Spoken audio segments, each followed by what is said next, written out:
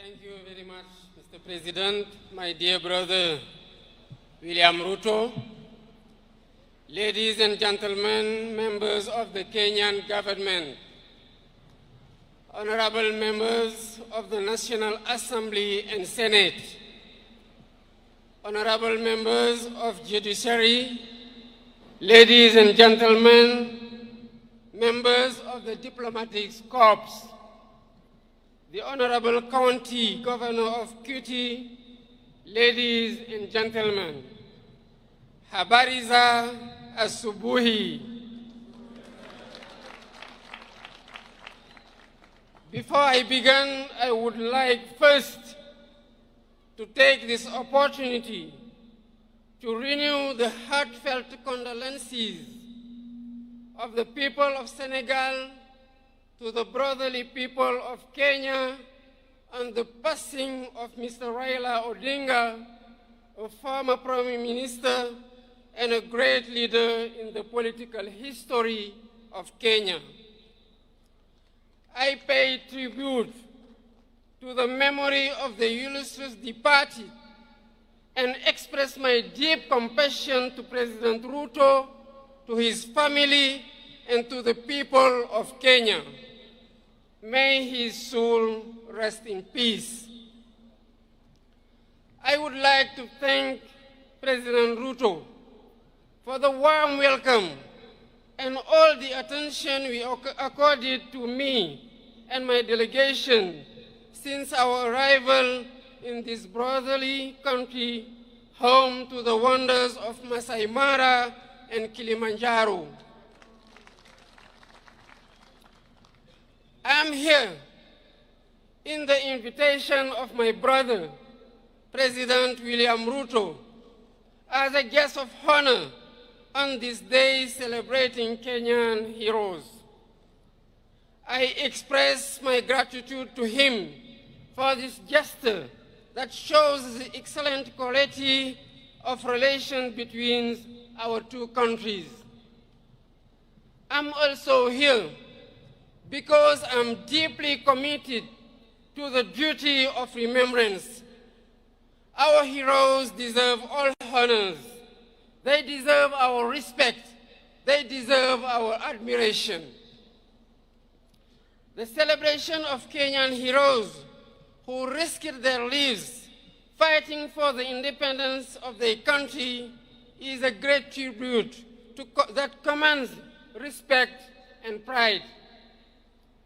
The members of Mau Mau National Liberation Movement suffered fierce repression at the hands of those whose sole aim was to perpetuate the colonial order. Jomo Kenyatta, Achieng Oneko, Bildad Kagia, Fred Kubai, Kangu Kurumba, Paul Kay, and their companions suffered the worst horrors of the colonial power, leading to the death of thousands of Kenyans, countless arrests, torture, and massive imprisonment. Their fate is a reminder that colonial history is not just about enslavement, but also and above all about struggle, dignity, and justice too long delayed. I would like to seize this opportunity to pay tribute to these worthy sons and daughters of Kenya and African whose memory must be etched out into our collective consciousness. I'd admire their courage and determination in the anti-colonial resistance. With their blood and sweat, they wrote a great page in the glorious history of liberation.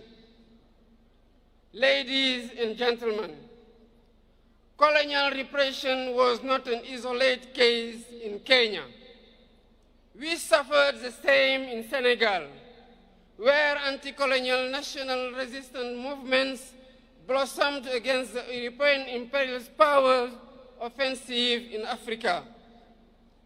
Our fellow countrymen suffered unspeakable repression.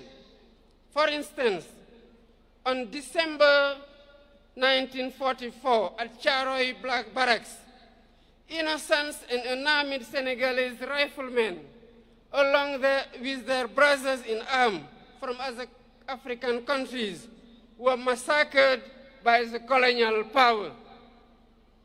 Their only crime was to demand the payment of their allowance, bonuses, and other entitlements.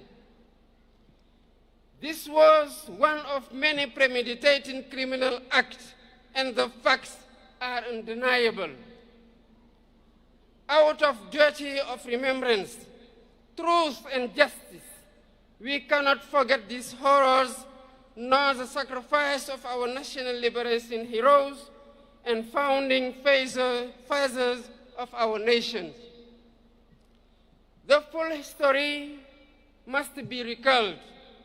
These valiant sons and daughters of Africa must be celebrated because celebration is an educational tool in the transmission of our values and virtues. This is why I initiated a series of activities to pay tribute to all victims of slavery, colonialism, and all past injustice. The first such initiative was to commemorate the 18th anniversary of the massacre of Senegalese riflemen last year. We are preparing to mark the second edition on December next, in communion with the 16 other troops contributing nations to the regiment commonly known as Senegalese riflemen. Ladies and gentlemen, to consolidate these various remembrance initiatives on the African continent, it is vital that we develop synergy in our efforts.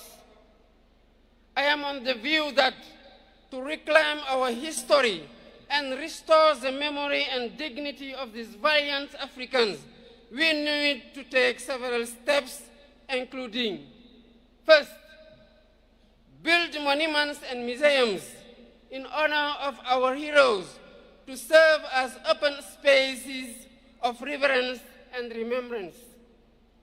Second, build documentation and research centers to keep records, testimonies, and narratives about our heroes, while supporting research and education on this history of great African resistance fighters against slavery, colonialism, and worse form and injustice. Third, our streets, public squares, and buildings shall bear the names of our heroes so that their sacrifice and faith of arms be etched into our daily life and collective history. Fourth, teach our history in our education curricula. Thus, future generation will grow up with a thorough understanding of these episodes of our past. Fifth, initiate throughout Africa days dedicated to our heroes, like the one we are celebrating today. This is what will sustain the memory of our heroes, just as sustainable energy solution, the theme of this year's celebration, will help transform our lives. With the mastery of energy and sufficiency production capacity, Africa shall build the foundation of her development, the engine for her economic transformation, and foster technological and social innovation. Long live the memory of Kenyan heroes. Long live the memory of African heroes. I thank you for your kind attention.